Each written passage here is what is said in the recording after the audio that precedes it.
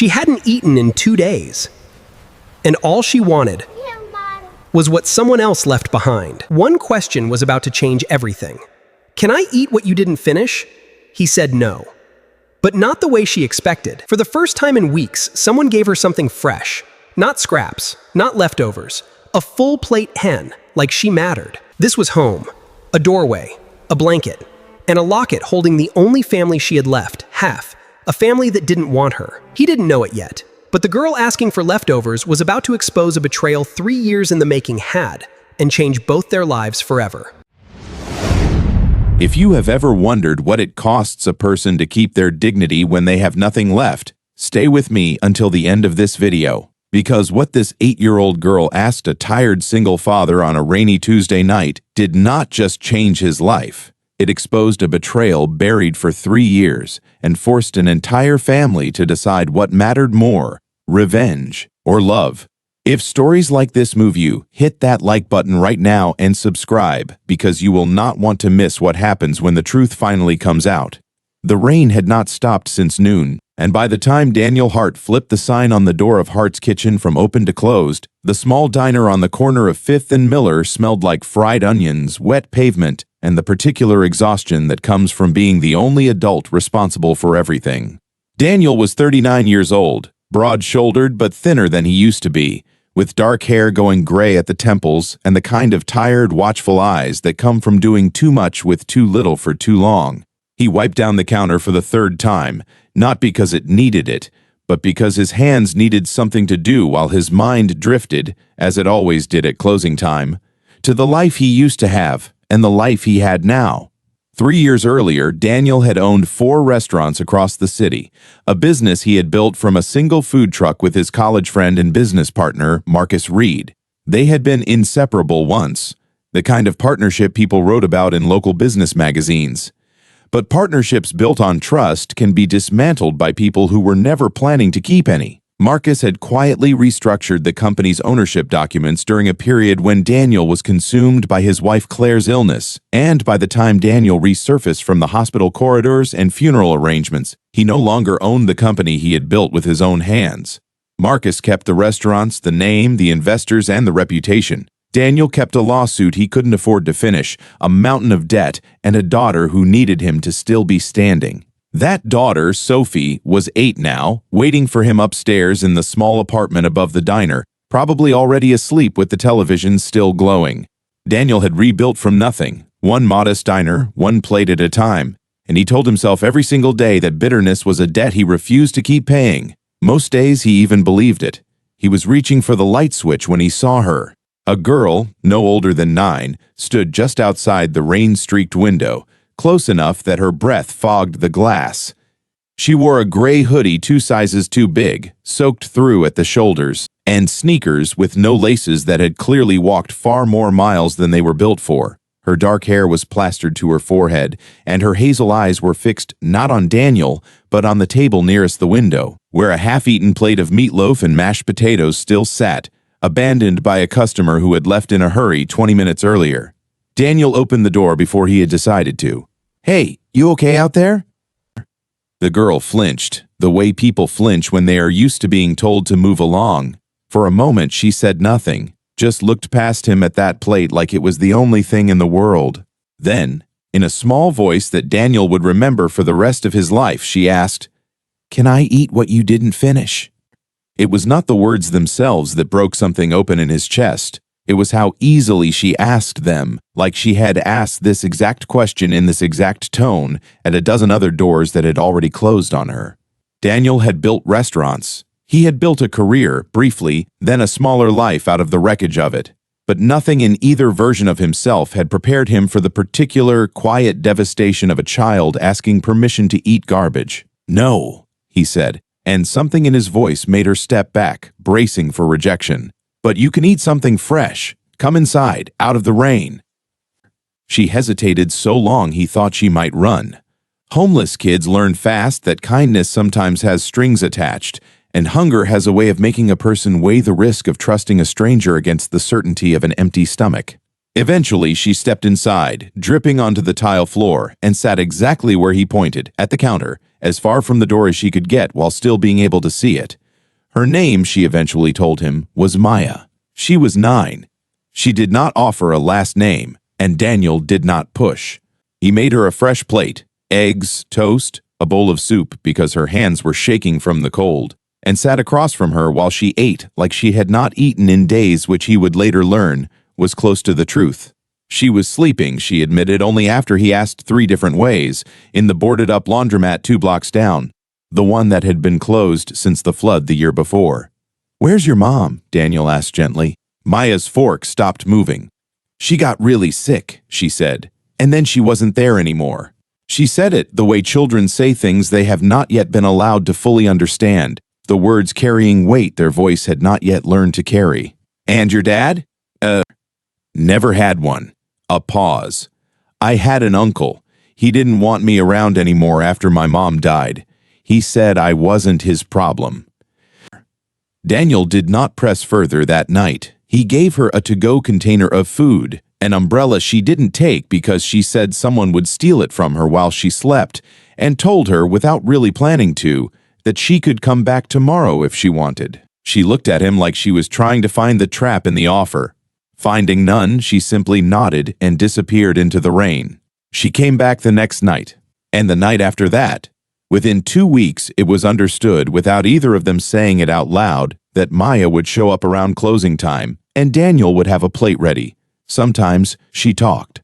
Mostly she watched him work, memorizing the rhythm of the diner the way lonely children memorize the routines of anyone who has been kind to them, terrified that if they look away, the kindness will disappear. It was Sophie who changed things fastest. One evening, she came downstairs in her pajamas, looking for her father, and found a girl her own age sitting at the counter, eating soup. Where Daniel had approached Maya with careful adult caution, Sophie approached her the way only an 8-year-old can, without hesitation, without pity, without any awareness that there was supposed to be a wall between them. "Do you like drawing?" Sophie asked, climbing onto the stool beside her. Maya blinked. "I used to." "I have markers upstairs. Come see." Daniel opened his mouth to intervene, some instinct telling him this was moving too fast, but Maya was already sliding off the stool, and something in her face, a flicker of the child she might have been allowed to remain if the world had been kinder, stopped him. He let them go upstairs together, listening to their footsteps and, 20 minutes later, to something he had not heard in the apartment in longer than he wanted to admit. Laughter, unguarded and real, coming from his daughter's room. Over the following month, the arrangement deepened without either adult in the situation, because Daniel was, in every way that mattered, the only adult in the situation ever formally deciding it should. Maya ate dinner with them most nights. She did homework at the counter while Daniel closed up. On the coldest nights, when the temperature dropped hard enough that Daniel could not in good conscience let a 9-year-old walk back to an abandoned laundromat, she slept on the pull-out couch in the living room, wrapped in one of Sophie's spare blankets, the porch light left on downstairs like a small, stubborn signal that this door, at least, was not going to close on her. Daniel called the city's family services line twice, quietly, without telling either girl, trying to understand what his options were and what Maya's were. The answers were slow and tangled in bureaucracy, the kind of system that was built for cases far simpler than a child with no fixed address, no birth certificate on hand, and a story about an uncle who did not want her that nobody could yet verify.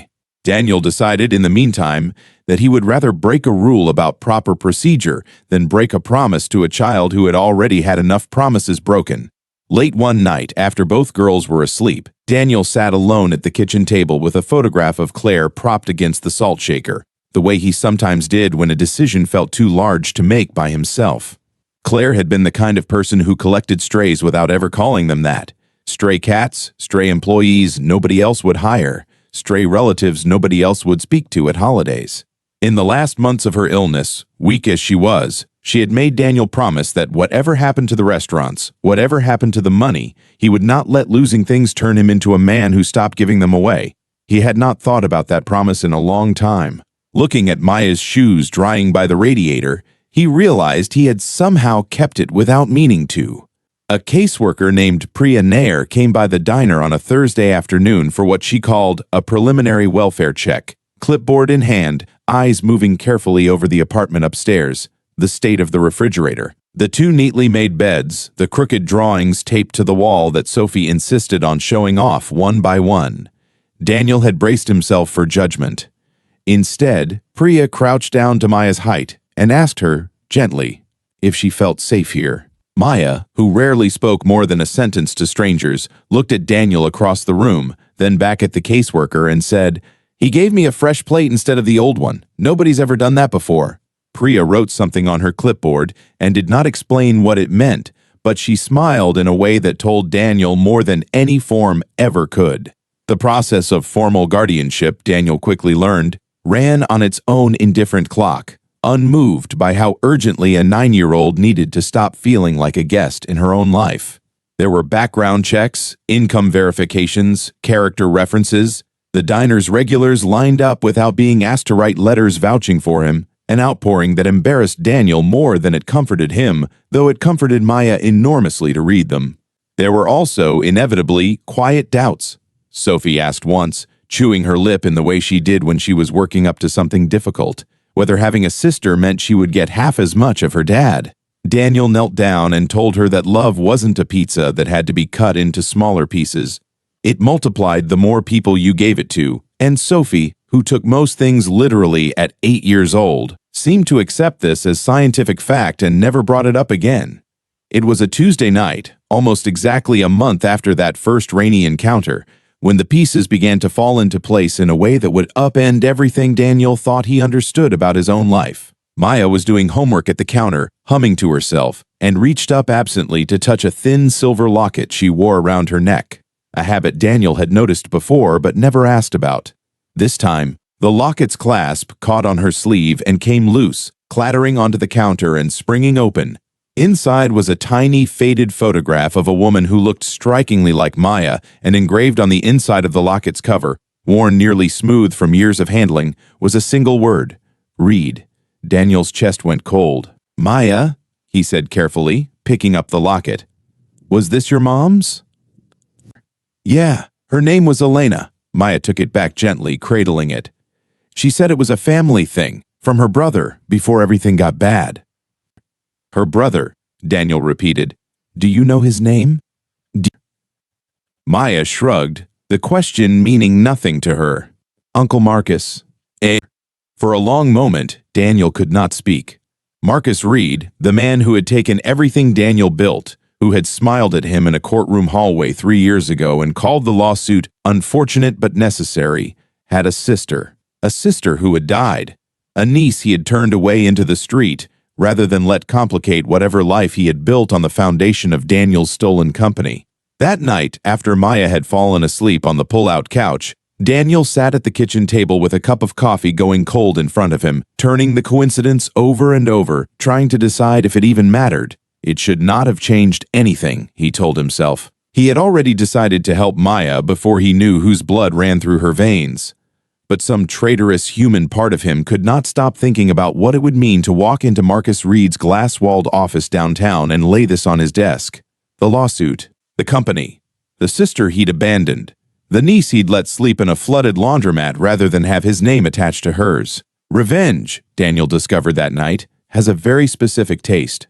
It tastes like justice, right up until you actually imagine swallowing it. He spent the next several days quietly gathering what he could. Old business records he had kept from the lawsuit, a private investigator friend who owed him a favor and could confirm Marcus Reed's family history within 48 hours. Elena Reed, it turned out, had been cut out of their father's will years earlier after a bitter dispute Marcus had engineered, accused, without much evidence, of mismanaging money that, in truth, Marcus himself had likely taken. Elena had spiraled into poverty, then illness, and Marcus, protecting the pristine image he'd built as a celebrated restaurateur and philanthropist, had made sure none of it ever touched his name. When Elena died and a family friend tried to contact him about Maya, Marcus reportedly said the girl wasn't his responsibility and hung up the phone. Daniel now held in a single folder 2 separate stories of the same man's cruelty, one that had cost Daniel his business, and one that had cost a 9-year-old girl her home. He could destroy Marcus Reed. The evidence, combined with what a family court would think of a wealthy man abandoning his own niece to homelessness, would not just win Daniel his old lawsuit, it could end Marcus's career, his reputation, everything he had built on other people's ruin. Marcus, in the years since taking Daniel's company, had become something of a local celebrity, a face on charity gala invitations, a name attached to a scholarship fund for young entrepreneurs, a man who gave interviews about building something from nothing, without ever mentioning whose nothing he had actually built it from. Daniel had watched from a careful distance as Marcus's restaurants expanded into 2 more cities, as awards accumulated, as the story of Daniel's ruin quietly rewrote itself in the public record into a story about Marcus's brilliance. It was not the money Daniel missed most, in the end. It was the particular, corrosive unfairness of watching a man build a reputation for generosity on a foundation of theft, while the people who actually knew what generosity cost, people like Claire, people now like Maya's late mother Elena, were left to disappear quietly, unthanked and unremembered. Daniel drove to Marcus's office on a Thursday afternoon, the folder on the passenger seat, rehearsing in his head exactly how he would lay it all out. But when he was shown into that same glass office, and Marcus looked up with the same practiced, unbothered smile he'd worn in the courthouse hallway 3 years earlier, Daniel found that the speech he'd prepared about justice and reckoning had quietly rearranged itself into something else entirely. "Daniel," Marcus said, leaning back, "this is a surprise. Come to make peace with how things turned out." "I found your niece," Daniel said. "Maya. She's been sleeping in an abandoned laundromat for 2 months. She's 9. Something flickered across Marcus's face. Not guilt, Daniel would later realize, but calculation. "That's unfortunate. Family services should be handling that." "I am handling that," Daniel said. "I'm filing for guardianship, and I have a folder here with 3 years of financial records that I think a family court judge and a business journalist or two would find very interesting, side by side with the story of a self-made success story who let his own sister die in poverty and threw her daughter into the street." Marcus's composure cracked for the first time Daniel had ever witnessed. He offered money, quietly, urgently, the way people do when they have spent their whole lives believing every problem has a price. He offered to make the lawsuit go away properly this time, to settle for an amount that, 3 years ago, would have solved every problem Daniel had. And then, when Daniel didn't move, Marcus's tone shifted into something colder, a threat, thinly disguised as concern about how a single father running a small diner might not look like the stable environment a family court would want for a child, compared to a man with his resources and reputation. It was in that moment, staring at the man who had once been his closest friend, that Daniel understood something he would carry with him long after that afternoon ended. Marcus Reed had spent his whole life mistaking power for worth and possessions for love. He had built an empire and lost every person who might have made that empire mean anything. Daniel, on the other hand, had lost the empire and kept everything that actually mattered. A daughter who trusted him, a diner full of people who knew his name. And now, sitting on his pull-out couch 2 months into a stranger's unraveling, a little girl who had chosen, every single night, to walk back through his door. "I don't want your money," Daniel said quietly. "And you're right that I don't have your resources. But I have something you clearly never learned how to hold on to. I show up, every day, for the people who depend on me. A judge is going to see that folder, Marcus, not because I want to ruin you, but because Maya deserves a home with someone who actually wants her in it. What happens to your reputation after that is entirely up to whether you spend the rest of your life the same way you've spent the last decade." He left the folder on Marcus's desk, along with copies for his lawyer, and walked out without waiting for a response. The following months were not simple. There were hearings, home visits from caseworkers, a nervous Maya asking Daniel more than once, in a small voice at 2 in the morning, whether he was sure and whether he might change his mind. Each time, Daniel sat with her until she believed him, which took longer than he wished it did, because trust rebuilt slower than it breaks. The final guardianship hearing took place on a gray Tuesday morning that felt, to Daniel, almost too ordinary for a day that mattered so much. Maya wore a borrowed cardigan Sophie had insisted was lucky, and sat between Daniel and his lawyer with her hands folded so tightly in her lap that her knuckles paled. The judge, an older woman with reading glasses perched low on her nose, asked Maya directly, in the plain, careful language courts use with children, whether she understood what it meant to live permanently with Daniel Hart. Maya answered without hesitation, in a voice that carried further than anyone expected from someone so small. "It means I get to stop asking if I can stay."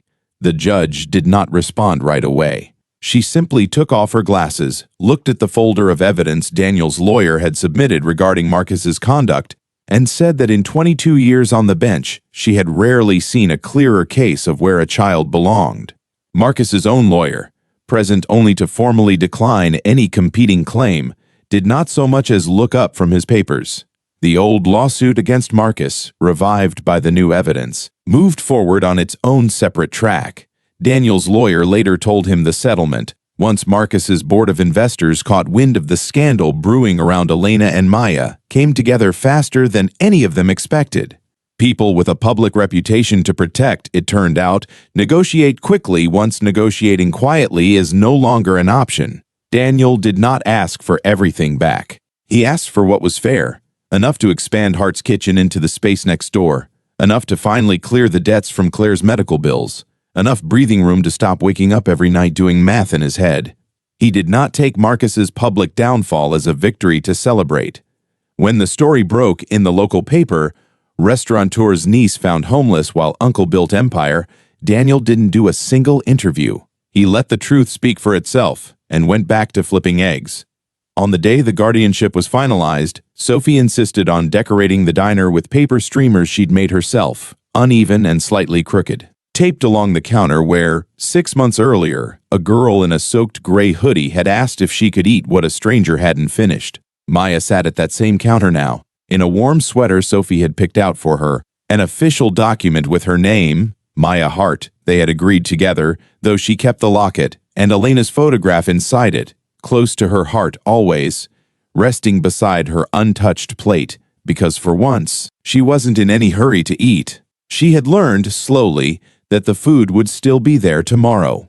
In the weeks leading up to the reopening, Sophie decided that Maya needed a proper birthday, since nobody could say for certain when her real one was and the paperwork listed only an approximate age. Sophie chose a date herself, the same rainy Tuesday in early spring that Maya had first walked through the diner's door, and spent 2 weeks planning it with an intensity Daniel found both exhausting and moving. On the day itself, regulars who had known Maya only as the quiet girl who does her homework at the counter showed up with small, thoughtful gifts. A secondhand sketchbook from the retired school teacher who ate breakfast there every morning, a pair of proper laced sneakers from the mechanic 2 doors down, a single, slightly lopsided cake from Daniel himself, who had never been much of a baker but had insisted on making it anyway. Maya cried before anyone had even started singing, and when Daniel asked her, worried, what was wrong, she said, through the tears, that nothing was wrong at all. She simply hadn't known that a birthday could feel like this, like proof that you were allowed to take up space in the world. Hart's Kitchen reopened the following spring with a new sign in the window, hand-painted by both girls, one table, nearest the door, permanently marked Maya's table, reserved every single night for anyone who walked in and could not pay. Daniel never asked questions of the people who sat there. He simply brought them a fresh plate, the way it should have always been done, and let them eat like they mattered, because they did. Word of the table spread slowly through the neighborhood, then less slowly, until it became something of a quiet local landmark, not because Daniel ever advertised it, but because people who are fed with dignity tend to tell others where they found it. A city councilwoman mentioned it once in a piece about community resilience, without ever naming Marcus Reed or the lawsuit that had funded the expansion, and Daniel was grateful for that omission more than for almost anything else that happened that year. The story, as far as he was concerned, was never really about what Marcus had lost. It was about what a 9-year-old girl in a soaked gray hoodie had, without meaning to, given back to a man who thought he had nothing left to give. Marcus Reed, for his part, faded slowly out of the public eye over the following year. The scandal did not destroy him the way it might have if Daniel had pushed for every headline available to him, but it cost him what he valued most, the carefully curated image of a self-made man with nothing to hide. Investors grew cautious. Galas stopped sending invitations.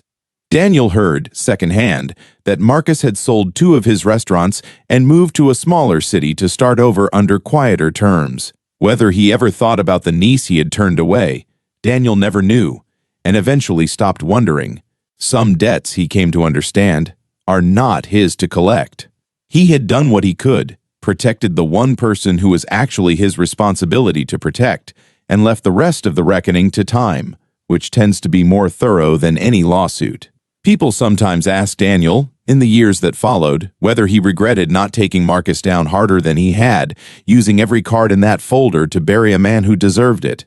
Daniel always gave the same answer. Revenge, he'd tell them, is a meal that never actually fills you up, no matter how much of it you eat. It just makes you hungry for more of the same poison. What filled him up?